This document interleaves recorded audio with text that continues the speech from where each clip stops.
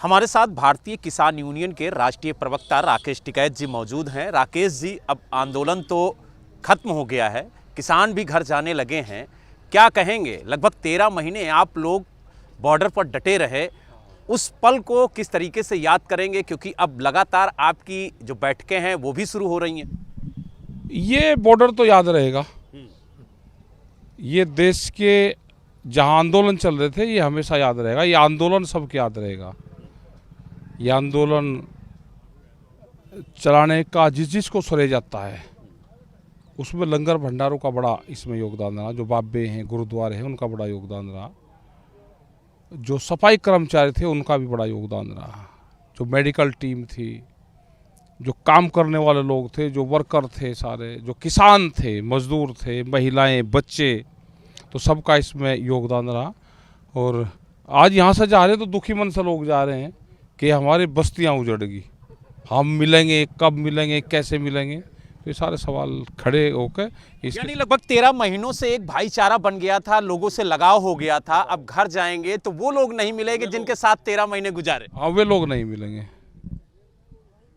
लेकिन इनका ये हमने कहा है कि एक आंदोलन का मेला लगना चाहिए, कम से कम 10 दिन का, और उसमें फिर ये आंदोलन के लोग फिर उसमें इकट्ठे हों, तो ये हर साल मेला लगना चाहिए जरूर। तो यानी मेला के जरिए लोगों से बातचीत करेंगे, लोगों से मेल मिलाप होगा, ऐसी आपकी मांग? ऐसी हमारी डिमांड है और ये होगा, शुरू करेंगे इसको। अच्छा, आज आप कैराना भी जा रहे हैं, कैराना में भी आपकी पंचायत है, तो किस तरीके की ये पंचायत है, क्या होगा वहाँ? पंचायत में बताएंगे कि जो भारत सरकार से हो गया है समझौता, वो बताएंगे। और कैराना एक बॉर्डर लगता है हरियाणा उत्तर प्रदेश का। वहाँ पे हरियाणा की तरफ जब फसलें लेके जाते हैं तो वहाँ पे रुकावट उनकी होती थी, उसकी भी बातचीत वहाँ पे करेंगे। फसलों के दाम, गन्ने के भुगतान पर उस पर वहाँ पे बातचीत किसानों के बीच में करेंगे, और जो यहाँ का समाधान हो जाए इसकी बात बताएंगे। अच्छा, तो जो किसानों से बातचीत होगी उनमें कौन कौन से मुद्दे रखे जाएंगे? जैसे कि आपने कहा कि गन्ने का समर्थन मूल्य को लेकर के, गन्ने का बकाया भुगतान, और जो आंदोलन आपका चला, कैसे ये आंदोलन समाप्त हुआ, इन सब इसकी बात रखेंगे। सारी चीज़ों की बातचीत वहाँ पे होगी। तो ये जो आपने कहा कि साल में एक बार 10 दिन का मेला लगना चाहिए आंदोलनकारियों का, तो वो कब से शुरू होगा? क्या उसकी समय सीमा कोई निर्धारित हुई है? अभी हमने सुझाव दिए हैं, तो सुझाव पर जब लोगों की सहमति हो जाएगी और बड़ी अप्रूवल लेनी पड़ेगी गुरुद्वारों से, क्योंकि यही पूरा पढ़ेंगे। जिस दिन बाबे कह देंगे और जहाँ ये कह देंगे वहीं हम तो आ ही जाएंगे, वहीं मेला लग जाएगा। लेकिन अब सरकार से कुछ नाराजगी दूर हुई, 2022 के चुनाव में अब किस तरीके की रणनीति होगी राकेश जी की? चुनाव का और सरकारों का दोनों अलग अलग चीजें हैं। चुनाव का मैटर आएगा जब करेंगे। अभी एक समझौते के आधार पे आंदोलन स्थगित हुए, अभी लोगों को घर जाने दो, और 15 जनवरी को SKM फिर दोबारा बैठेगा, और वो जो 1 महीने का पूरा लेखा जोखा है वो अपनी बातचीत उसमें करेंगे सब लोग।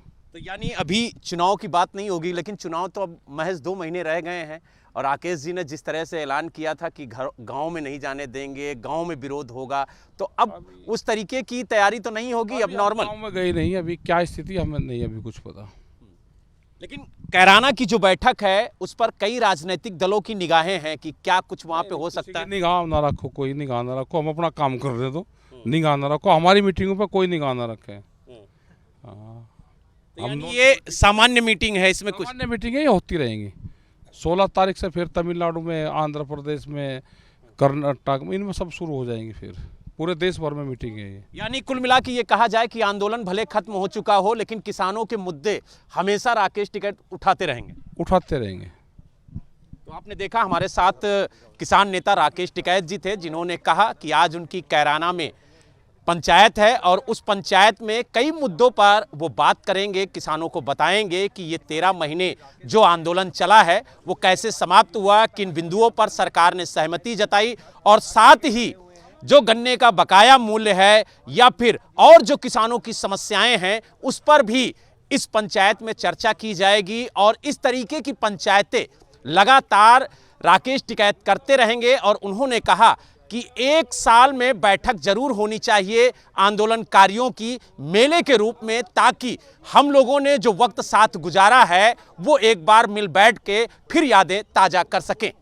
गाजीपुर बॉर्डर से वीडियो जर्नलिस्ट धर्मरतन के साथ बलराम पांडे, एबीपी गंगा।